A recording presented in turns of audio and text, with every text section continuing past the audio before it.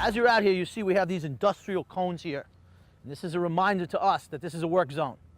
We can certainly afford brand new cones. It's just not that important. This is a reminder to the boys that the face-off men and the face-off work is the hardest work on the team.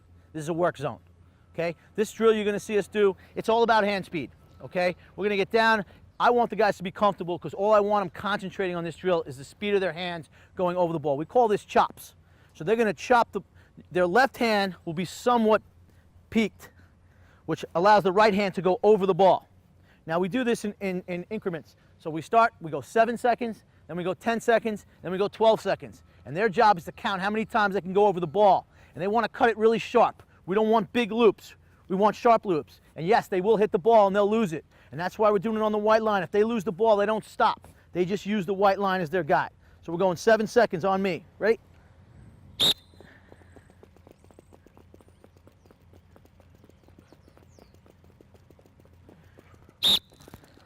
Okay. 7 seconds doesn't seem like a long time unless you're doing something as hard as you can. So we give them a little bit of a rest. Keep that number in their head. And then we'll do another 7. And then we'll do 10, 10, 12, 12. So it gets a little tougher as it goes along. All right, here we go, 7.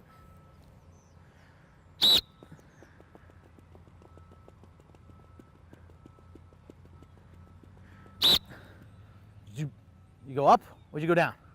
I went, stayed about the same. Went down by 1. I went down a little, but I changed my grip. We haven't done this that much this fall, so you can see they came out of the gate really flying, and then they got a little tired. So here we go. We're going to go for 10. Set.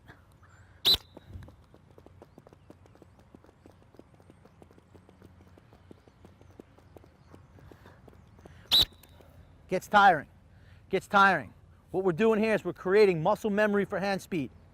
Okay? Now, like Brendan is a clamper, Charlie's more of a jumper, and we'll go over that later, but it doesn't matter. You're creating hand quickness. Even if you're juggling or something like that, you can create hand quickness. All right, here we go. 10.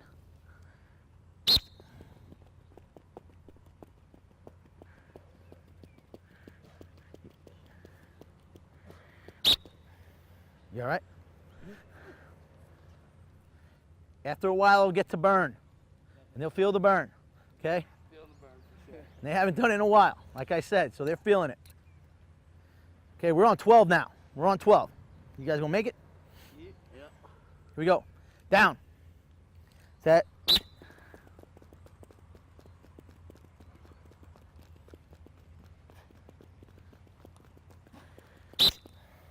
Good job, good job. They will hit the ball, and it's not a big deal that they hit the ball. You want to use the ball as a guide. I mean, it would be ideal if you can get something that's stuck in the ground. We don't have anything like that, but the line is a good guide, because if you can just get over that line pretty sharp, it'll help you get over the ball, and it'll just help you with hand speed. Okay, here we go. Down. Set.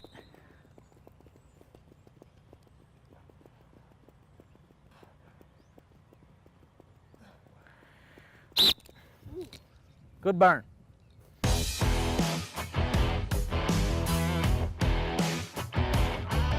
next drill you're going to see us do here is we set the cone, okay, about 8, I would say 8 to 10 inches off the line to their left hand. We believe very strongly that the left hand is the most important hand in the draw, okay? And what the cone is here for is it allows them to have a mark to hit.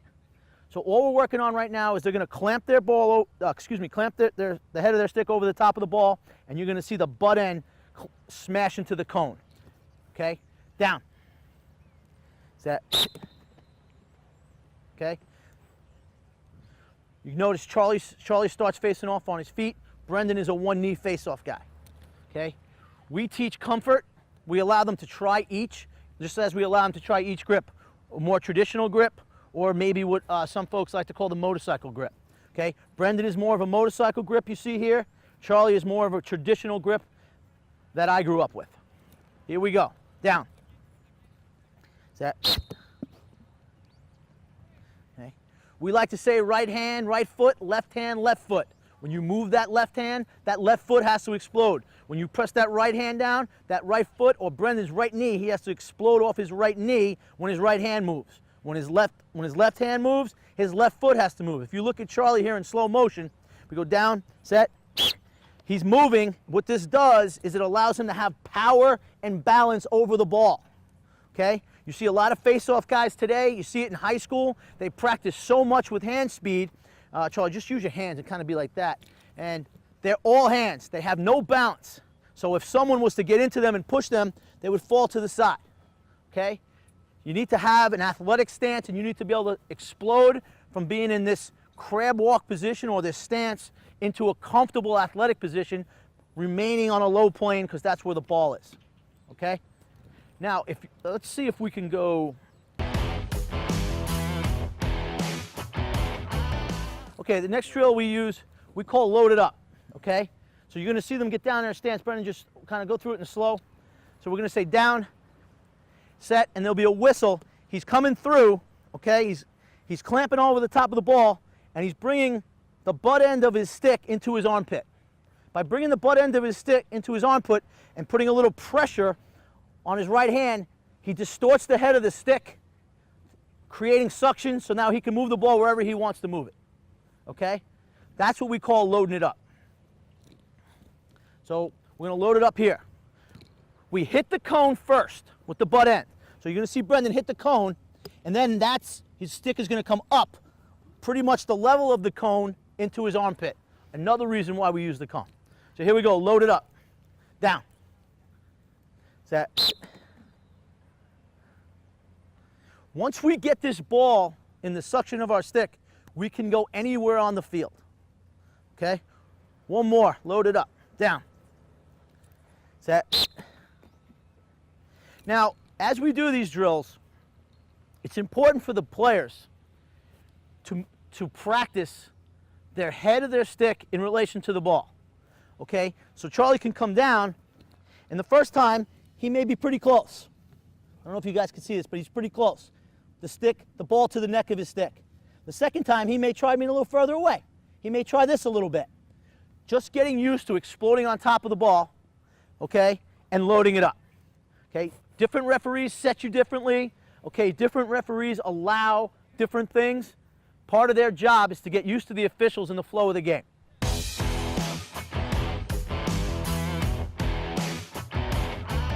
Okay, now what we're going to work on is something we call a check mark. So what we do is we put the cone right about there in relation to the ball. Okay, now when we call it a check mark, what you're going to see here, if Charlie comes in, okay, he loads it up and he checks back and out in front of him. So, you know, with the turf, you can almost make an indentation of a left-handed check mark. Now this cone is no longer a marker for their butt end. This cone is now the opponent, okay? So if you picture an opponent in here, he would wind up stepping to the ball and wind up being somewhere around this cone. So this cone is what they have to get around to get out the front. This is about winning the face-off forward, okay? Down. Set. Other side of the ball. Oh, put it on the other side of the cone. That's it. Down. Set. Check mark. Brendan. Check mark. Down. Set. A common problem young face-off men have is they want to create the suction so badly. Come on in here, Charlie.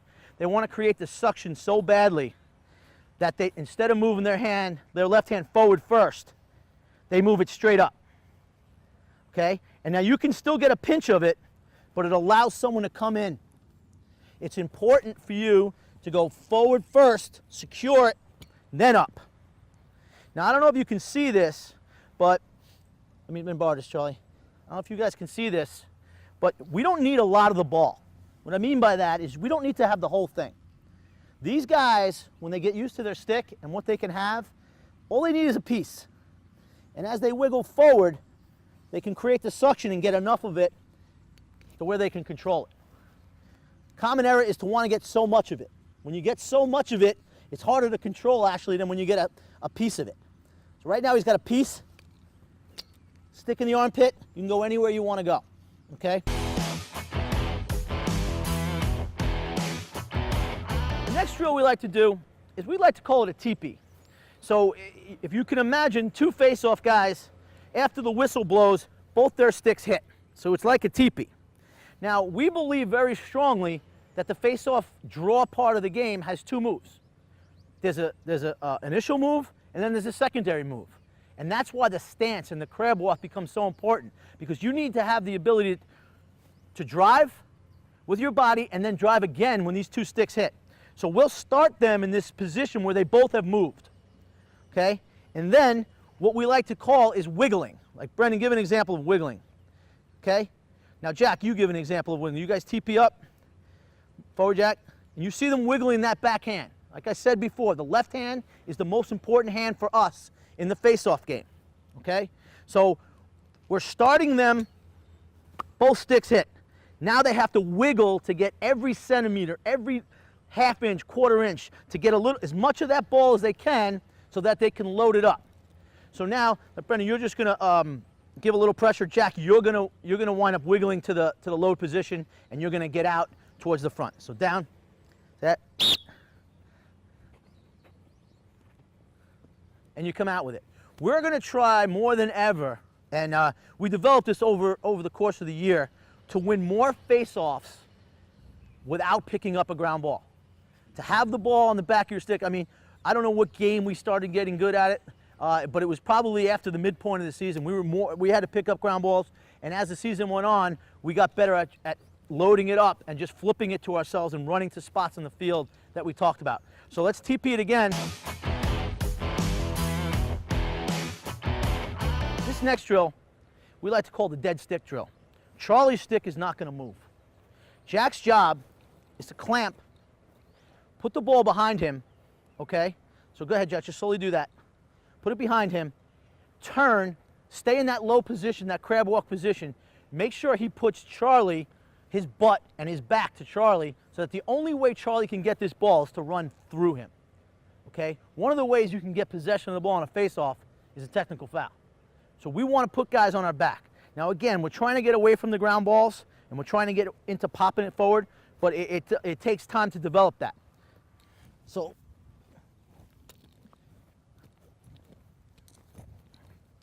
the dead stick drill, okay, Charlie is not going to face off, but he will try to get the ground ball. So Jack's job is to have really sound technique on his clamp, turn, exaggerate putting Charlie on his back, and then get the ground ball. So down. Set. There you go. There you go. So Charlie, you guys turn around. Charlie, you jam, put it where you want, and do the same thing. Now Jack will have a dead stick, and Charlie's going to practice his jam, and he's going to put the ball behind him, and he's going to exaggerate putting the opponent on his back. Down. Set.